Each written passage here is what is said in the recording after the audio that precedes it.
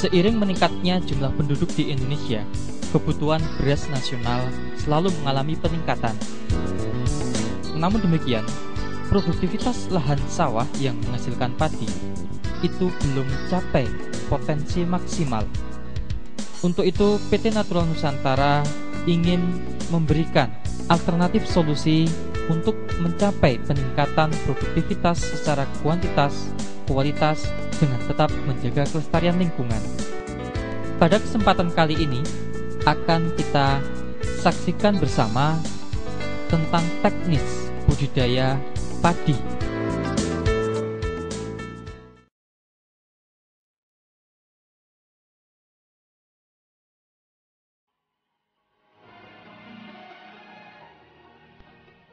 Sebagai persiapan awal, kita siapkan pembuatan persemaian.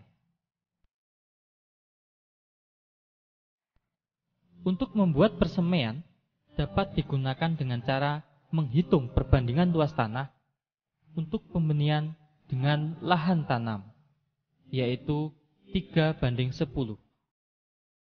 Artinya bila sawah seluas 1000 meter persegi, maka bagian sawah untuk persemaian dibutuhkan cukup sekitar 3,5 meter persegi.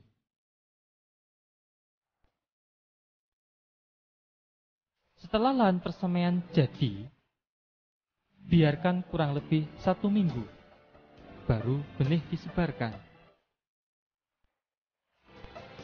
Langkah berikutnya adalah mempersiapkan benih. Siapkan benih sesuai dengan jenis yang dikehendaki. Dan kalau bisa, jenis padi yang bersertifikat. Sebelum benih direndam, terlebih dahulu alangkah baiknya benih kita keringkan di bawah panas sinar matahari kurang lebih setengah hingga 1 jam. Sambil menunggu pengeringan benih, kita siapkan air secukupnya dan ditaruh dalam ember. Lalu kita masukkan pupuk organik cair NASA dengan dosis 2 tutup per 10 liter air atau 20 cc per 10 liter air.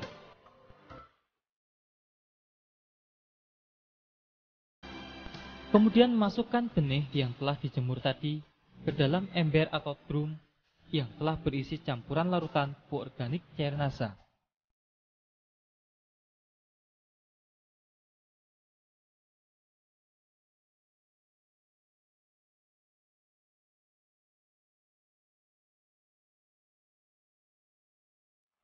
Rendamlah selama kurang lebih 1 malam.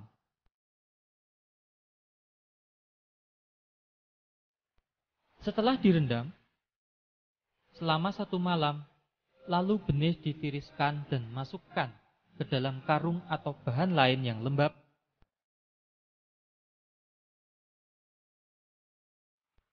Kemudian diperam selama 1 hingga 2 malam.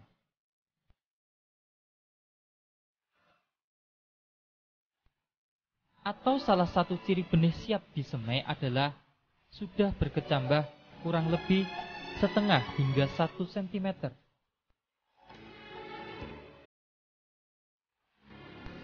Sedangkan bekas air rendaman jangan dibuang, karena nanti dapat digunakan untuk menyiram lahan persemaian.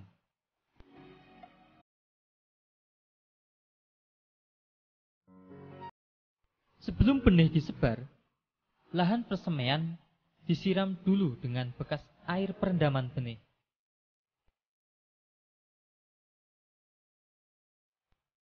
Baru kemudian sebarkan benih yang telah diperam tadi, yang sudah mulai berkecambah secara merata ke lahan persemaian.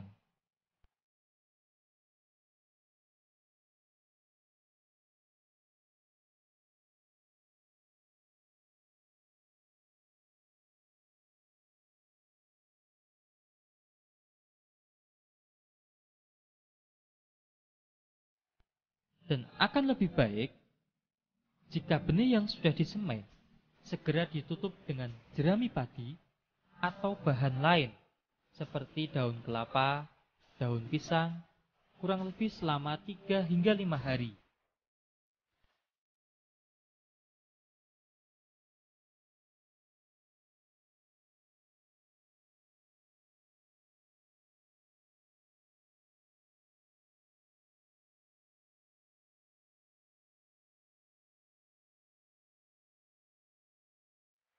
Setelah 3-5 hari, kira-kira benih sudah tampak tumbuh merata. Jerami tersebut segera dibuka dengan hati-hati agar bibit padi tidak rusak.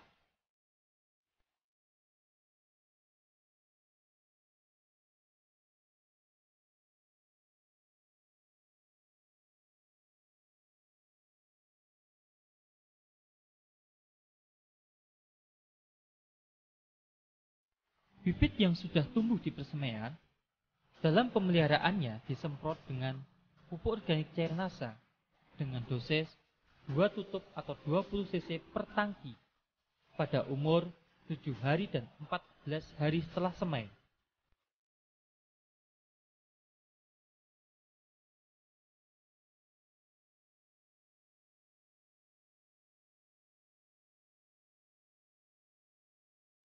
Pada saat penyemprotan pupuk organik cair NASA, akan lebih baik jika dicampur dengan BVR untuk membantu mencegah atau mengurangi serangan hama penggerek batang. Setelah kita lakukan proses pembibitan, kita juga sekaligus dapat melakukan pengolahan tanah. Prinsip pengolahan tanah adalah pembalikan dan pemecahan bongkah-bongkah tanah sawah agar sirkulasi air dan udara di dalam tanah itu berjalan lebih baik. Pengolahan lahan tahap pertama adalah pembajakan. Pembajakan dapat menggunakan traktor atau dengan cara tradisional yaitu menggunakan cangkul ataupun dengan menggunakan tenaga hewan ternak seperti kerbau dan sapi. Tujuan pembajakan adalah untuk pembalikan tanah sekaligus mengendalikan gulma sehingga tanaman pengganggu dan biji-bijian dari rumput-rumput liar akan terbenam dan terurai.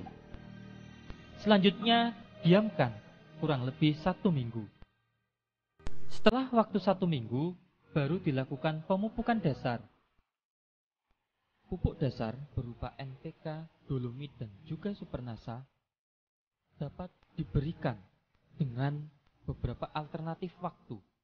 Yang dimaksud adalah NPK, dolomit, dan supernasa sebagai pupuk dasar dapat diberikan pada saat sebelum dilakukan pembajakan pertama, dapat juga diberikan setelah pembajakan pertama, namun dapat juga diberikan pada saat sebelum tanam setelah lahan digaru dan sudah diratakan.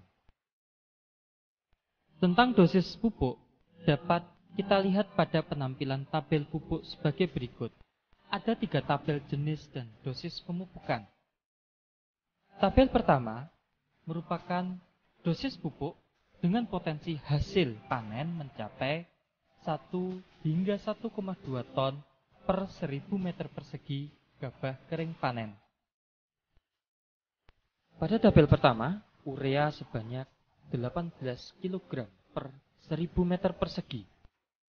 ZA 2 kg per 1000 meter persegi. SP36 12,5 kg per 1000 meter persegi. KCL 10 kg per 1000 meter persegi. Sedangkan dolomit adalah 25 kg per 1000 meter persegi. Tabel kedua yaitu dosis pupuk dengan potensi hasilnya 0,8 hingga 1 ton per 1000 meter persegi gabah kering panen. Pada tabel kedua, dosis urea 7,5 kg per 1000 meter persegi, SP36 14,5 kg per 1000 meter persegi. Sedangkan tabel ketiga, potensi hasilnya mencapai 0,6 hingga 0,8 ton per 1000 meter persegi gabah kering panen. Adapun tabel yang ketiga, dosis urea 6 kg per 1000 meter persegi, SP36 11,5 kg per 1000 meter persegi. Lahan disebari campuran pupuk dasar berupa pupuk makro dan dolomit. Khusus untuk TSP atau SP36 dan dolomit atau kapur pertanian, sebaiknya diberikan semuanya atau 100% sebagai pupuk dasar. Artinya tidak untuk pupuk susulan. Kami tegaskan bahwa jenis dan dosis pupuk tersebut merupakan pendekatan atau hanya sekedar untuk referensi atau acuan. Artinya, dosis pupuk yang ada dalam tabel tersebut tidak berlaku mutlak atau sama untuk semua tempat atau wilayah. Karena jenis dan dosis pemupukan berhubungan erat dengan jenis atau tipe tanah dan juga iklim di wilayah bersangkutan. Setelah dilakukan penebaran pupuk makro, selanjutnya supernasa yang telah dicampur air disiramkan merata ke permukaan tanah. Adapun beberapa peran pupuk organik padat supernasa terhadap perbaikan lingkungan tanah atau kondisi tanah antara lain: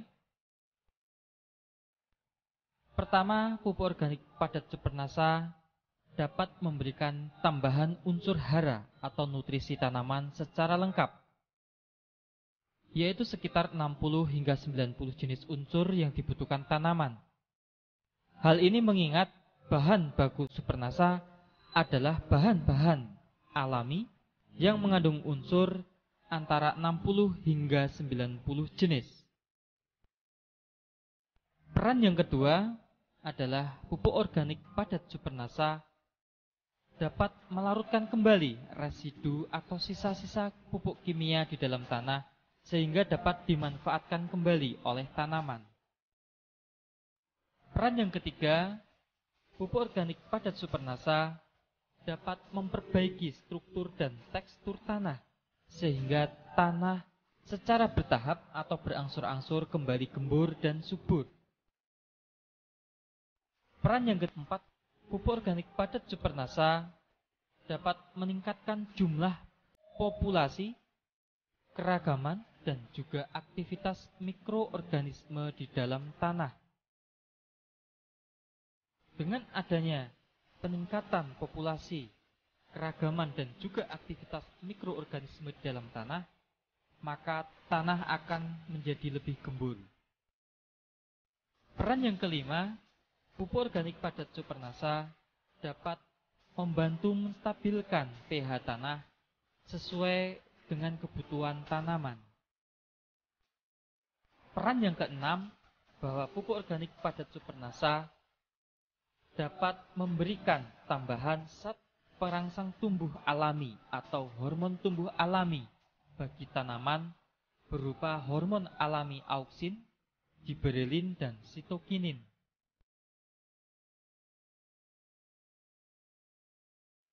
Caranya adalah bahwa satu botol supernasa terlebih dahulu dilarutkan menggunakan 3 liter atau 3000 cc air menjadi larutan induk. Dari larutan induk tersebut, kita ambil 200 hingga 300 cc, kurang lebih 1 gelas biasa. Kemudian kita encerkan dengan 50 liter air. Setelah kita aduk, barulah kita siramkan merata ke permukaan lahan. Selama pemupukan dasar hingga nanti fase tanam, masukkan air secukupnya, jangan sampai melimpah ruah sehingga mengalir keluar dari lahan kita. Setelah kita lakukan pemupukan dasar dan juga penyiraman supernasa, kemudian kita lakukan penggaruan atau garu. Tujuan penggaruan adalah agar tanah menjadi rata dan rerumputan yang masih tertinggal dapat terbenam ke dalam tanah. Tanah yang sudah digaru dibiarkan selama 4 hari. Setelah tanah sudah menjadi lumpur halus dan pupuk dasar maupun supernasa sudah menyatu dengan tanah atau bereaksi dengan tanah, baru lahan siap ditanami.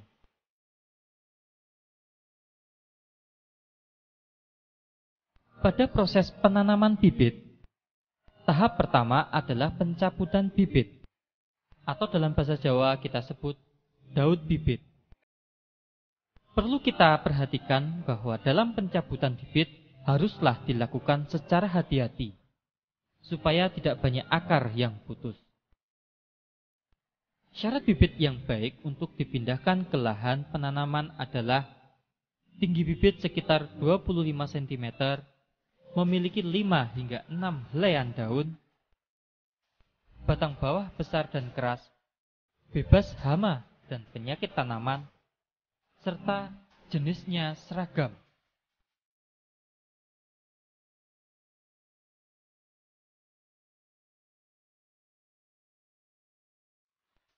Umur bibit yang baik untuk pindah tanam tergantung varietasnya. Untuk varietas genjah, yaitu umur 100 hingga 115 hari panen, bibit dipindahkan pada umur 17 hingga 21 hari setelah semai. Sedangkan untuk varietas sedang, yaitu kurang lebih 130 hari, bibit dipindah tanamkan setelah berumur 21 hingga 25 hari setelah semai. Sedangkan untuk varietas panjang, yaitu 150 hari, bibit dipindah tanamkan pada umur 30 hingga 40 hari setelah semai.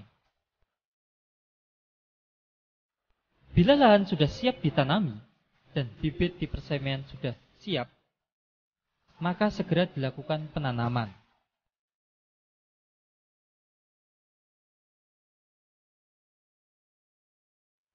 Jarak tanam yang digunakan antara lain adalah 25 kali 25 cm atau 30 kali 30 cm. Dengan jumlah bibit yang dimasukkan ke dalam setiap rumpun adalah cukup 2 hingga 3 bibit per rumpun.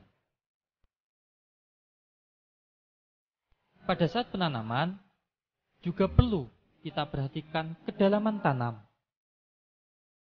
Umumnya, sebagian besar petani di Indonesia kurang memperhatikan kedalaman bibit atau kedalaman tanam.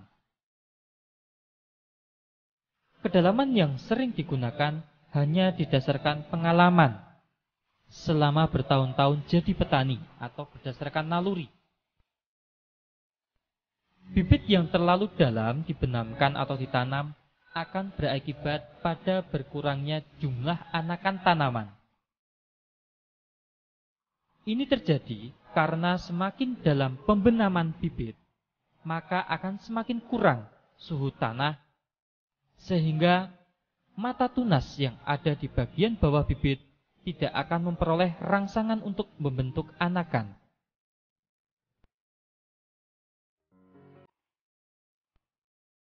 Kedalaman bibit yang baik kurang lebih 5 cm dari permukaan tanah.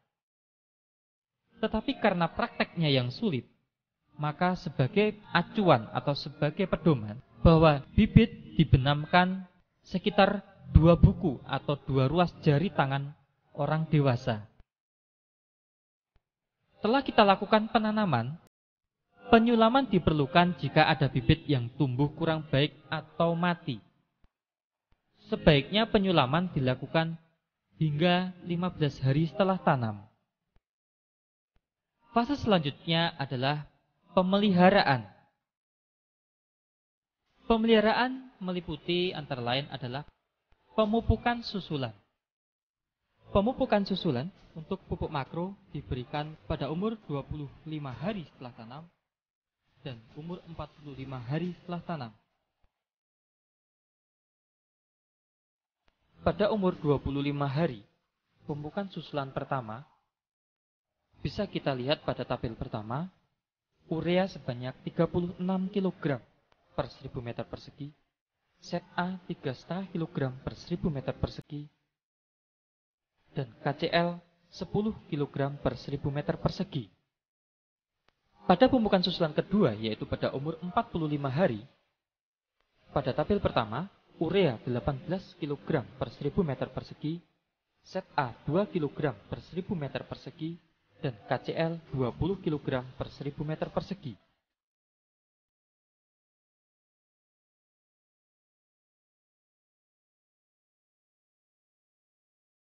Sedangkan tabel kedua, pada umur 25 hari, pemupukan susulan pertama, urea 15 kg per 1000 meter persegi, KCl 5 kg per 1000 meter persegi. Pada pemupukan susulan kedua, yaitu pada umur 45 hari, urea 7,5 kg per 1000 meter persegi, KCl 10 kg per 1000 meter persegi.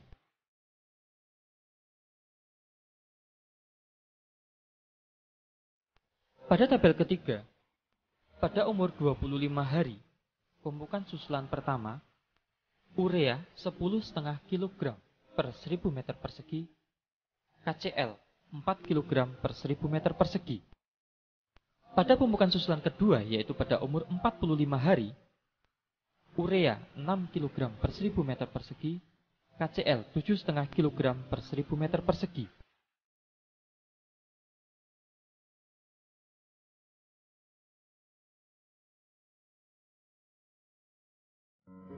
Penyemprotan pupuk organik cairnasa dan hormonik yang pertama dilakukan pada umur 15 hari setelah tanam. Selanjutnya penyemprotan yang kedua adalah 30 hari setelah tanam.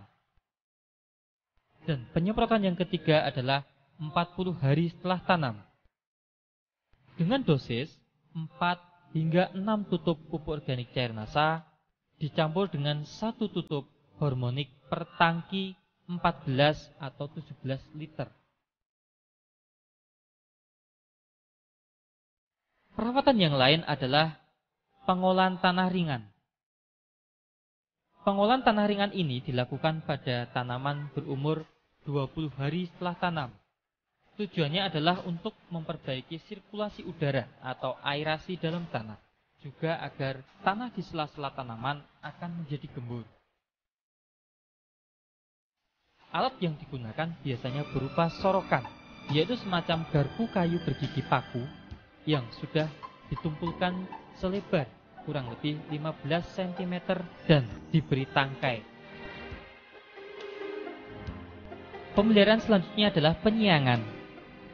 Gulma atau tanaman liar yang mengganggu tanaman padi akan bersaing dengan tanaman padi dalam memperoleh makanan atau zat hara dari dalam tanah. Oleh karena itu, penyiangan sangat diperlukan agar tanaman padi dapat tumbuh sempurna sehingga produktivitasnya dapat maksimal. Gulma yang sudah dicabut dapat dibuang keluar areal sawah atau dipendam dalam lumpur sawah sedalam-dalamnya. Sebaiknya dalam satu musim tanam dilakukan penyiangan 2 kali, yaitu pada saat umur 21 hingga 30 hari setelah tanam dan 35 hingga 45 hari setelah tanam. Dalam berbudidaya padi, hal yang sangat penting adalah pengaturan air. Dalam pengaturan air, perlu diperhatikan beberapa fase pertumbuhan. Pada fase pertumbuhan awal, yaitu setelah bibit padi ditanam, sawah harus digenangi air setinggi 2 hingga 3 cm selama 15 hari, atau saat tanaman mulai membentuk anakan. Air harus dipertahankan agar struktur tanah yang sudah diperoleh saat pengolahan tanah dapat dipertahankan. Selain itu dapat juga menghambat pertumbuhan gulma. Kecuali jika tampak gejala serangan hama putih, maka pengairan diatur yaitu 1 hari digenangi, selanjutnya 3 hingga 4 hari dikeringkan. Dikeringkan yang dimaksud adalah tanah cukup basah saja, tapi tidak ada air yang tergenang. Hal ini bertujuan untuk memutus siklus hama putih tersebut. Perlu kita ketahui bahwa hama putih sesekali dan biasanya pada malam hari turun ke bawah untuk memenuhi kebutuhan makan maupun minum dari air yang ada di permukaan tanah. Jadi dengan pengiringan diharapkan dapat mengurangi atau memutus siklus hama putih tersebut. Pengaturan air pada fase pembentukan anakan. Pada fase pembentukan anakan, ketinggian air perlu ditingkatkan dan dipertahankan cukup 3-5 cm hingga tanaman terlihat bunting. Bila permukaan air mencapai ketinggian lebih dari 5 cm dari permukaan tanah, hal ini malah dapat berakibat pembentukan anakan atau tunas akan terhambat. Tetapi sebaliknya, jika kurang dari 3 cm, gulma akan mudah sekali tumbuh dan berkembang. Pengaturan air pada fase bunting, yaitu air dibutuhkan dalam jumlah cukup banyak, sehingga ketinggian genangan air pun harus cukup tinggi, yaitu sekitar 10 cm dari permukaan tanah.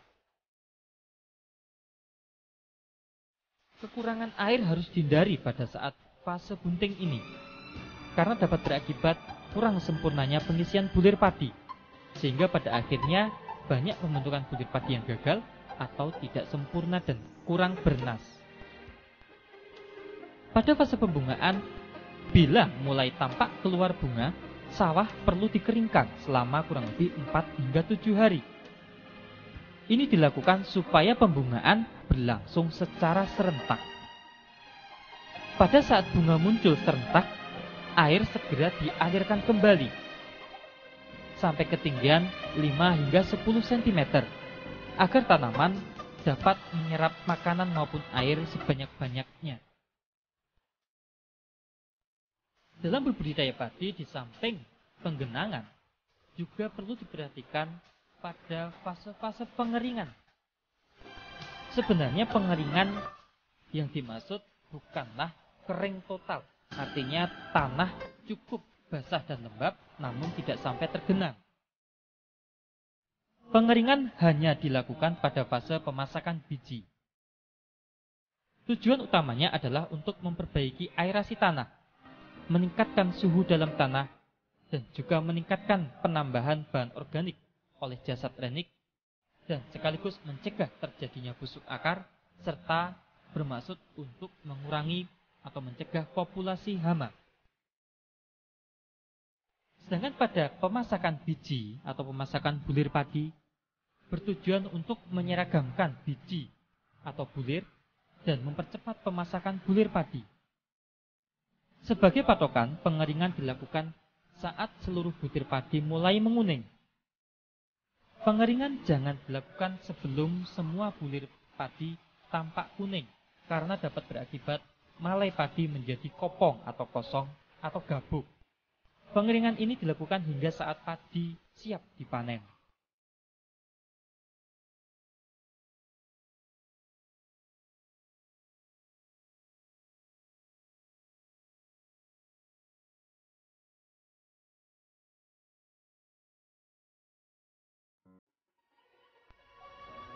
Dalam budidaya tanaman padi, tindakan pencegahan serangan hama dan penyakit tentunya lebih baik daripada tindakan pengobatan. Untuk itu perlu dilakukan pengamatan secara cermat dan teratur. Paling tidak pengamatan dilakukan setiap 2 hari sekali atau setidaknya 1 minggu sekali.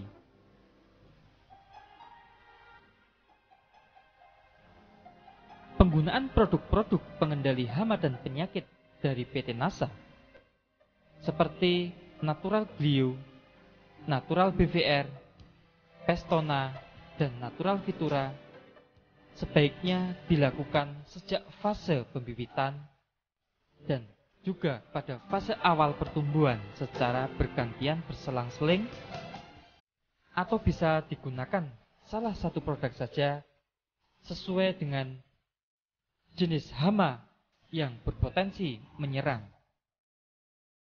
Akan lebih baik jika Natural Glio, Natural BVR, Natural Vitura maupun Pestona diberikan secara teratur 1-2 minggu sekali berdasarkan jenis hama atau penyakit yang biasanya berpotensi menyerang tanaman padi di wilayah atau lahan yang bersangkutan. Selain penggunaan produk-produk dari PT Natural Nusantara, sebaiknya juga dilakukan tindakan pencegahan lainnya. Tindakan pencegahan serangan hama dan penyakit tanaman padi juga dapat dilakukan dengan beberapa cara. Misalnya dengan pengaturan rotasi tanaman dan juga rotasi varietas tanaman padi. Dengan pengolahan tanah yang baik, pengaturan jarak tanam, penyiangan secara teratur, kemudian dengan pengelolaan air, perbaikan sanitasi lingkungan, misalnya dengan menjaga kebersihan penatang sawah, dan yang tidak kalah pentingnya adalah dengan pemberian nutrisi atau pupuk secara lengkap, cukup, dan berimbang. Adapun beberapa hama dan penyakit yang sering dijumpai menyerang tanaman padi, di antaranya adalah yang pertama adalah hama putih palsu. Hama putih palsu biasanya menyerang sejak awal pembibitan. Gejala yang dapat dijumpai biasanya ditemukan titik-titik yang memanjang sejajar tulang daun dan berwarna putih, serta dapat ditemukan ulat yang menggulung daun padi. Untuk pencegahan ataupun pengendalian, sebaiknya menggunakan natural BVR sejak pada fase pembibitan untuk mencegah atau bahkan mengurangi meluasnya ancaman serangan, dan juga dengan cara pengaturan air yang baik seperti yang sudah dijelaskan pada fase pengelolaan air. Hama yang kedua adalah hama penggerek batang padi. Hama penggerek batang padi biasanya menyerang tanaman padi dengan cara menggerek batangnya. Jika menyerang tanaman padi pada fase vegetatif atau pada saat tanaman masih muda, disebut dengan sundep. Gejalanya adalah batang padi mudah sekali dicabut dan berwarna kuning kecoklatan. Sedangkan apabila penggerek batang padi menyerang pada fase generatif atau pada saat tanaman padi memasuki fase bunting, biasanya disebut hama beluk. Gejala serangan hama beluk dapat dijumpai malai kelihatan hampa atau kosong dan mudah sekali dicabut karena bagian bawah batang digerek oleh hama beluk tersebut. Untuk pencegahan ataupun pengendalian dapat diberikan atau disemprotkan natural BVR atau Pestona. Natural BVR ataupun Pestona dapat digunakan salah satu saja atau juga dapat diberikan kedua-duanya dengan cara berselang-seling. Misalnya, minggu ini disemprotkan natural BVR, 1 atau 2 minggu kemudian disemprotkan Pestona, selanjutnya 1 atau 2 minggu berikutnya disemprotkan BVR lagi, dan seterusnya. Hama yang ketiga adalah hama wereng. Hama wereng menyerang dengan cara mengisap cairan batang padi. Dan hama wereng juga dapat menularkan virus. Untuk melakukan pencegahan atau penanggulangan dapat dilakukan rotasi varietas dan juga rotasi tanaman. Dalam pengendalian hama wereng, penggunaan pestisida kimia haruslah cara hati-hati atau bijaksana. Karena penggunaan pestisida kimia yang terlalu sering dapat menimbulkan wereng menjadi resisten. Selain resisten, hama wereng juga bisa mengalami perubahan genetik. Untuk itu, penggunaan natural BVR dan Pestona merupakan cara yang sangat tepat untuk mengendalikan hama wereng, karena natural BVR dan Pestona merupakan bahan-bahan pengendali wereng yang bersifat alami. Pada saat penyemprotan natural BVR ataupun Pestona, sebaiknya perlu memperhatikan hal-hal berikut. Misalnya, natural BVR dan Pestona dilakukan pada saat fase-fase telur baru menetas atau pada saat wereng muda atau nimfa lebih banyak dari wereng dewasa. Penyemprotan natural BVR dan Pestona disemprotkan mengenai sasaran pada pangkal batang, karena disitulah tempat yang sangat disukai oleh hama wereng.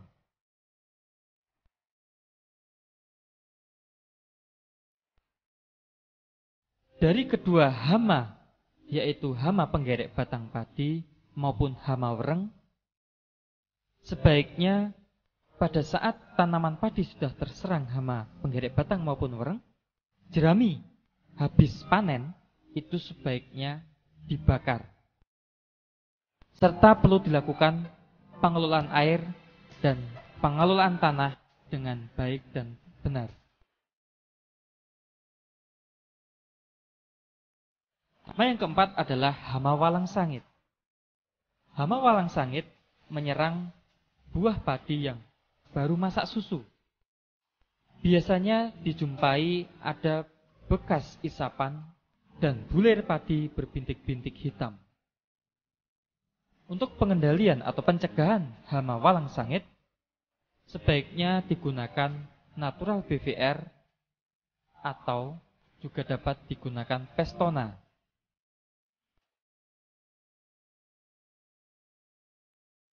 Di samping hama-hama tersebut tadi, kita juga perlu mewaspadai adanya ancaman hama lainnya seperti hama tikus maupun hama burung yang biasa menyerang tanaman padi secara tiba-tiba dan sehingga bisa menyebabkan kegagalan panen.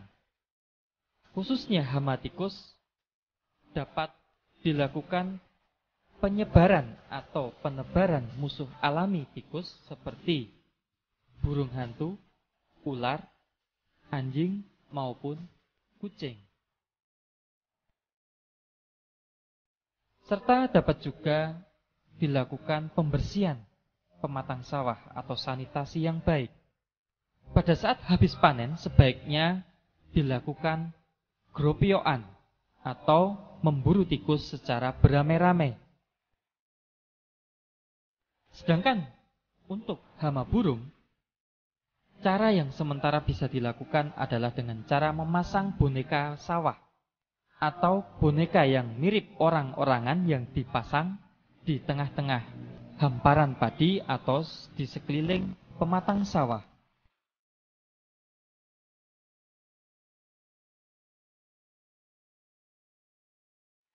Di samping hama, kita juga harus mewaspadai ancaman serangan penyakit tanaman padi. Penyakit-penyakit tanaman padi yang perlu diwaspadai antara lain penyakit yang disebabkan oleh jamur, di antaranya adalah penyakit blas yang disebabkan oleh jamur Pyricularia oryzae, serta juga penyakit yang disebabkan oleh jamur Fusarium. Di samping itu yang juga perlu diperhatikan adanya ancaman penyakit yang disebabkan oleh bakteri Xanthomonas campestris, seperti penyakit kresek atau kresek atau penyakit hawar daun. Untuk mencegah serangan penyakit tersebut, sebaiknya diberikan nutrisi yang lengkap, cukup, dan berimbang sejak pada awal tanam. Di samping itu, harus diberikan pencegahan dengan pemberian natural bio pada saat sebelum tanam. Harus diwaspadai juga adanya ancaman penyakit tungro yang sudah terbukti sangat membahayakan pada tanaman padi. Penyakit tungro disebabkan oleh virus yang ditularkan oleh wereng hijau. Di samping penyakit tungro juga perlu diwaspadai penyakit kerdil yang disebabkan juga oleh virus, namun hama perantaranya berupa wereng coklat. Hal yang sangat penting dilakukan adalah melakukan rotasi tanaman atau rotasi varietas, pemberian nutrisi yang lengkap, cukup, dan berimbang, serta sistem tanam serempak, dan yang terpenting mengendalikan vektornya atau hama perantara, yaitu dengan pemberian natural BVR atau Pestona yang dapat diberikan salah satu saja atau kedua-duanya secara berselang-seling 1 atau 2 minggu sekali.